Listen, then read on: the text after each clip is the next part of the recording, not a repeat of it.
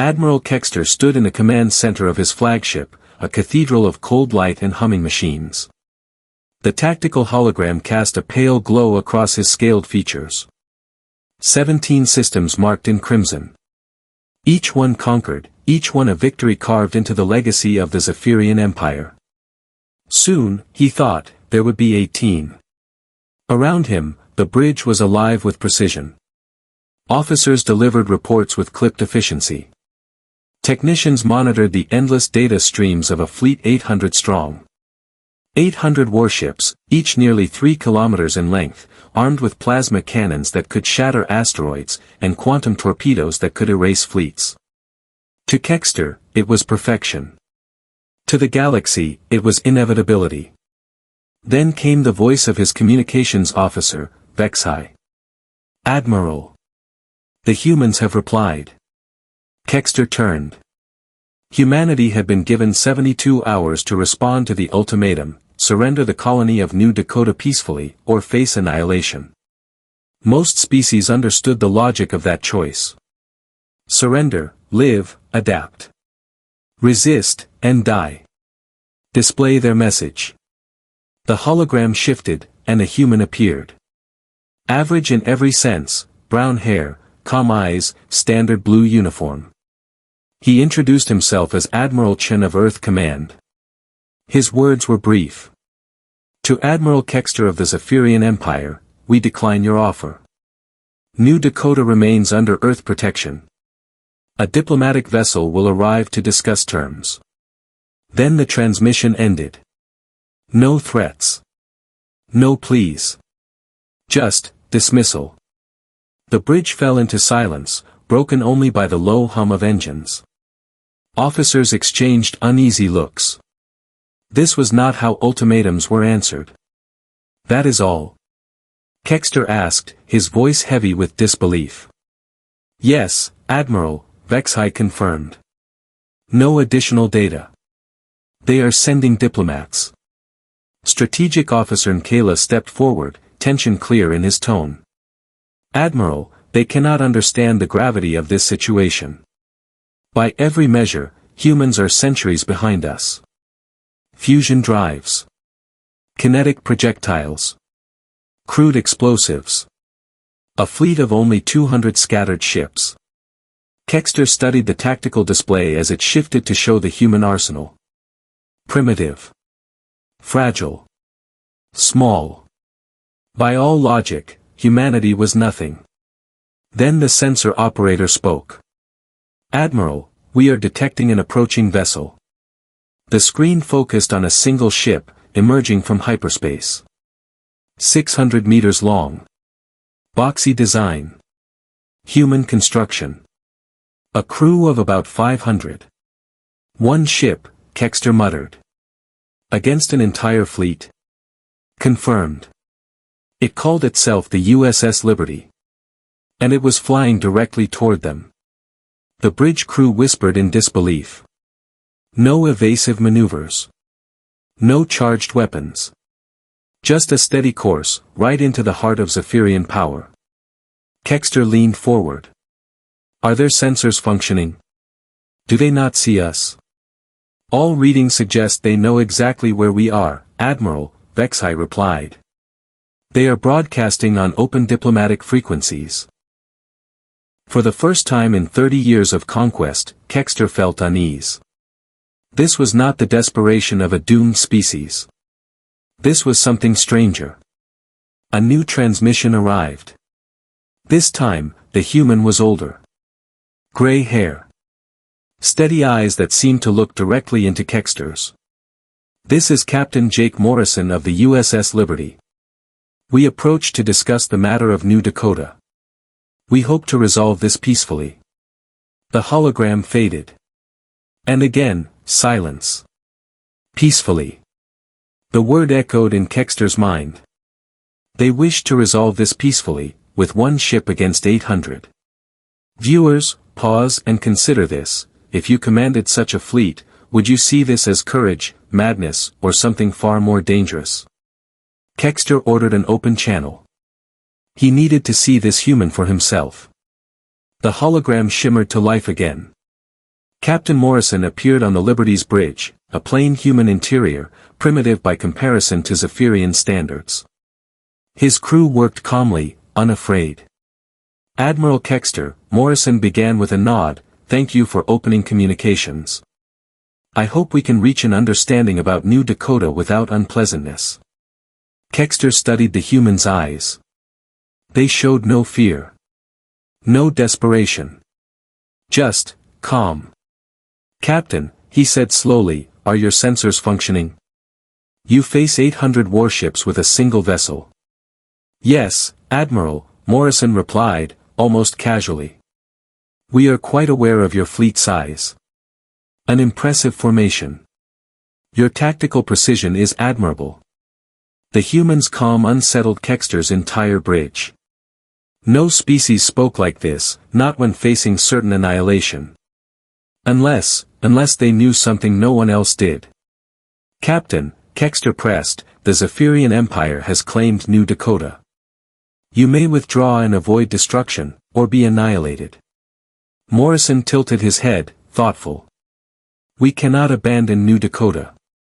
The colonists there are under Earth's protection. That responsibility is not negotiable." "Then you are prepared to die for principles?" Kexter asked, narrowing his eyes. "We are prepared," Morrison said simply, "to do our job."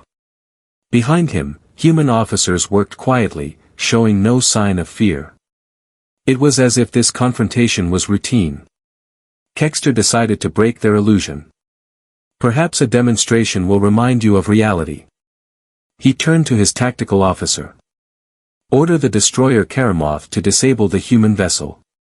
Minimal force. I want them alive." The Karamoth, a giant of steel and plasma, nearly 2 kilometers long, broke formation and closed in. Its cannons charged with the brightness of stars. "Morrison," Kexter said coldly, "you have 30 seconds to surrender."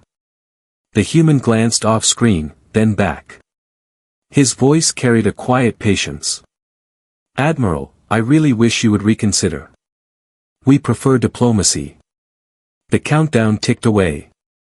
Plasma cannons blazed. Beams of superheated energy ripped through the void toward the Liberty. And then, impossibility. The beams curved. They bent around the Liberty like rivers flowing around a stone, dissipating harmlessly into the void. Kexter's crew froze. "What happened?" he demanded. "Admiral," the sensor officer stammered, "the plasma encountered a spatial distortion. Redirected. Not absorbed. Not deflected. Redirected." Before Kexter could respond, the impossible escalated. The Karamoth, his destroyer, his pride, vanished. Not destroyed. Not exploding. It simply ceased to exist. One moment it was there. The next, gone. Gasps filled the bridge. Silence weighed heavier than gravity. On the hologram, Morrison's face showed genuine regret. "I'm sorry about your ship, Admiral. We tried to warn you." Viewers, imagine being Admiral Kexter in this moment. 800 ships behind you. Yet one human vessel has just rewritten your understanding of reality. Would you fire again, or hesitate? The bridge of Admiral Kexter's flagship was a void of silence. Every officer stared at the empty space where the Karamoth had been, a destroyer 2 kilometers long, erased as though it had never existed. Kexter's claws gripped the railing. He could feel the tremor of his own heartbeat, something he had not felt in decades of conquest. "Confirm," he ordered, his voice sharp. "Did the Karamoth jump to hyperspace?" "No, Admiral," the sensor officer whispered. "There was no jump signature, no energy discharge, no debris. It is simply gone." Kexter's mind recoiled. Ships did not simply vanish. Every technology the Zephyrian Empire had ever encountered, shields, cloaking devices, teleportation, left signatures, left evidence. This left nothing. The human's hologram still hovered calmly, as if nothing extraordinary had occurred. Captain Morrison's voice was almost apologetic. I warned you, Admiral. We do not wish to fight. But your weapons cannot harm us. The words stung. Not because they were arrogant, but because they carried no arrogance at all. Morrison said it as one might comment on the weather, or on the color of the stars. A statement of fact. Kexter forced his voice steady. What did you do to my ship? Morrison held his gaze. It is difficult to explain in terms your science recognizes. The Karamoth was removed from this coordinate of spacetime. Not destroyed. Not damaged. Simply, placed elsewhere. Placed elsewhere. The simplicity of the words made them all the more terrifying. On the bridge, whispers spread like cracks in glass. If the humans could remove a warship at will, what was to stop them from erasing the entire fleet? The entire empire? Kexter silenced the murmurs with a raised claw. He needed clarity. He needed to understand. You claim you want peace, Kexter said slowly, yet you wield weapons that make gods tremble. Why hide such power? Why now? Morrison's eyes softened, and for the first time, Kexter sensed weariness in his voice. Because, Admiral, humanity does not seek empire. We seek survival. We reveal what we must, when forced. You came for New Dakota. That left us no choice. Viewers, pause here. Imagine being in Kexter's place. You command the most powerful fleet in the galaxy. Yet one human ship speaks to you as though you are the one out of your depth. Would you believe them? Or suspect a greater deception? Kexter's pride bristled. If your power is so great, why parley at all? You could erase us without effort. The human nodded. Yes. But that is not who we are. To kill without necessity is to become what we once feared. Our duty is not conquest. It is restraint. Restraint. The word cut deeper than any blade. No species Kexter had ever encountered spoke of restraint. Power existed to be used, to dominate, to expand. Yet here was a human, standing before the greatest armada in the galaxy, and claiming they restrained themselves. Kexter realized then that the true danger was not the Liberty's weapon. It was the philosophy behind it. His strategic officer, Michaela, stepped close, voice urgent. Admiral, we cannot allow this. If they can erase a destroyer, they can erase us all. We must attack, overwhelm them with sheer numbers before they act again. It was a logical military argument. But logic faltered against the unknown. Kexter turned back to Morrison. And if we open fire with the entire fleet? If 800 ships unleash their fury at once? Morrison's expression did not change. Then 800 ships will be removed. Please, Admiral. Do not force us to prove this. The word struck the bridge like thunder. Officers stared at Kexter, waiting, pleading for a decision. For the first time in his life, Admiral Kexter felt something alien in his chest, doubt. He had always believed in inevitability, the inevitability of empire, of conquest, of domination. But here was a species that defied inevitability. Not by matching power with power, but by revealing a truth so vast it made empires seem small. Admiral, Morrison continued gently, this is not about humiliation. It is about recognition. Humanity is not your prey. New Dakota is not your prize. We will defend what is ours, but we will not strike unless forced. Viewers, consider this.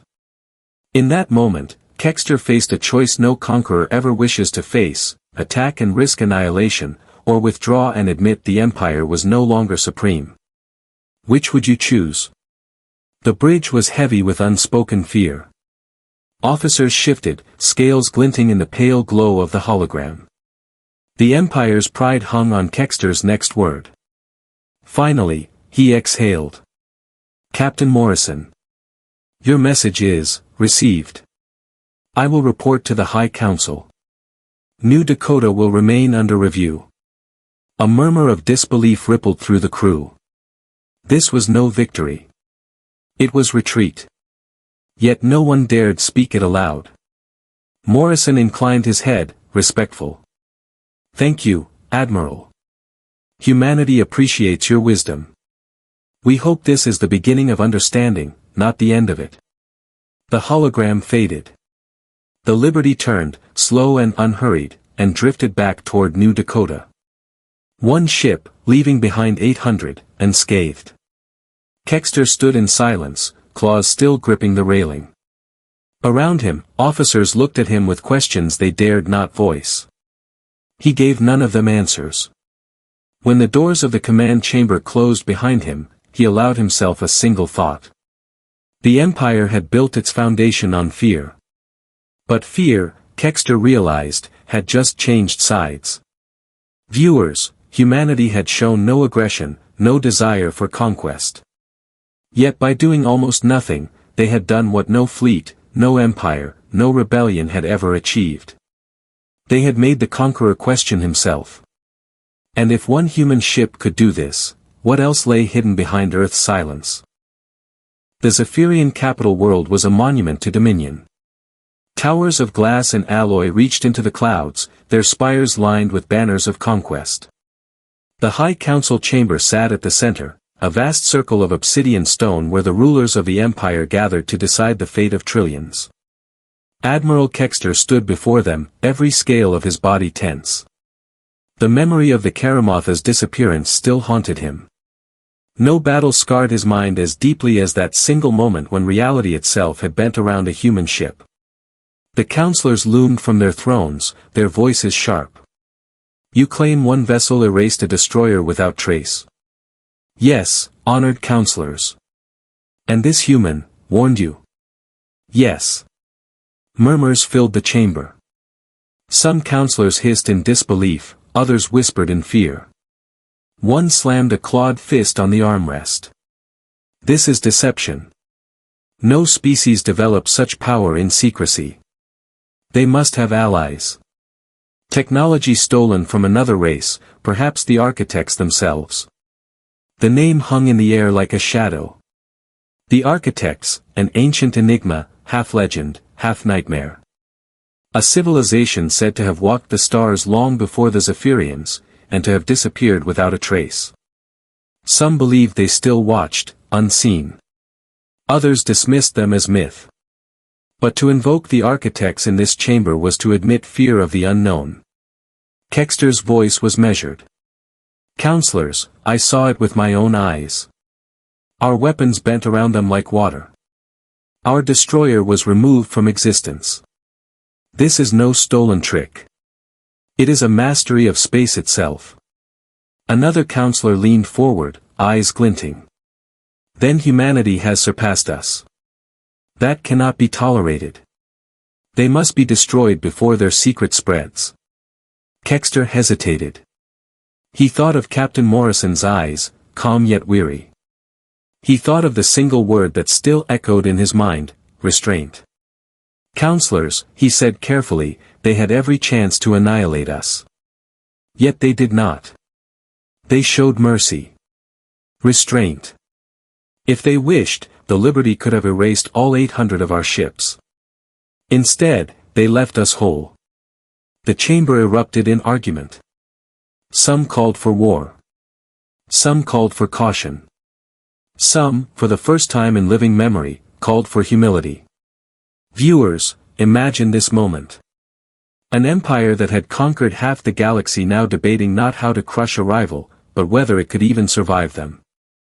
The balance of fear had shifted, and fear is the true currency of power. Word spread quickly beyond the council.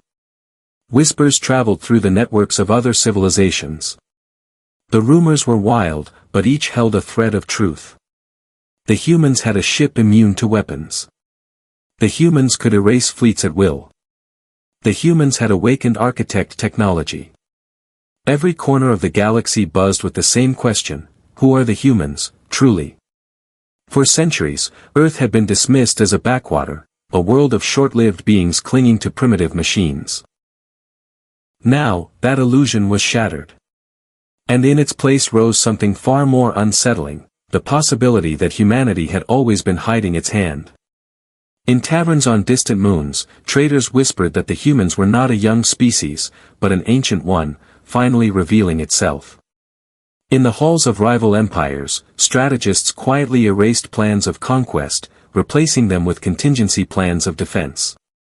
And in the hidden enclaves of the Harari, the quiet observers of the galaxy, an old phrase resurfaced: the veil is thinning. Back in his quarters, Admiral Kexter stared into the dark. For the first time in his long life, he questioned not the strength of the Empire, but its place in the order of things. He remembered his final words with Captain Morrison. "You could have destroyed us," Kexter had said. Morrison had replied, simply, "Yes. But what would that make us?" That question gnawed at him. The Empire had built itself on fear, yet the humans had chosen mercy. And that choice, paradoxically, was more terrifying than any weapon. Viewers, let's pause. Think about what restraint means in a universe defined by conquest. To hold power beyond comprehension, and to use it sparingly, is that morality, or strategy? Does it make humanity noble, or more dangerous than anyone realizes? The High Council never reached consensus. But one truth settled over them like a storm cloud: the galaxy had changed.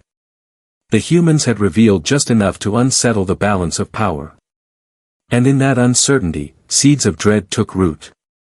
Empires tremble not when they are defeated in battle, but when they are forced to confront the unknown. And humanity, in their silence, had become the greatest unknown of all. The USS Liberty returned quietly to New Dakota, its crew resuming their watch over the colony as if nothing had happened. But the galaxy was watching. Every eye, every sensor, every whisper now turned toward Earth. Some sought to destroy them. Some sought to ally with them. All feared them. And in the deepest corners of the void, where ancient shadows stirred, something else watched as well. The architects. Perhaps they had been silent for eons. Perhaps they had left. Or perhaps, just perhaps, they had been waiting for one species reckless enough, curious enough, human enough to step into their abandoned dominion. Admiral Kexter closed his eyes. He did not fear the humans alone anymore. He feared what their rise might awaken.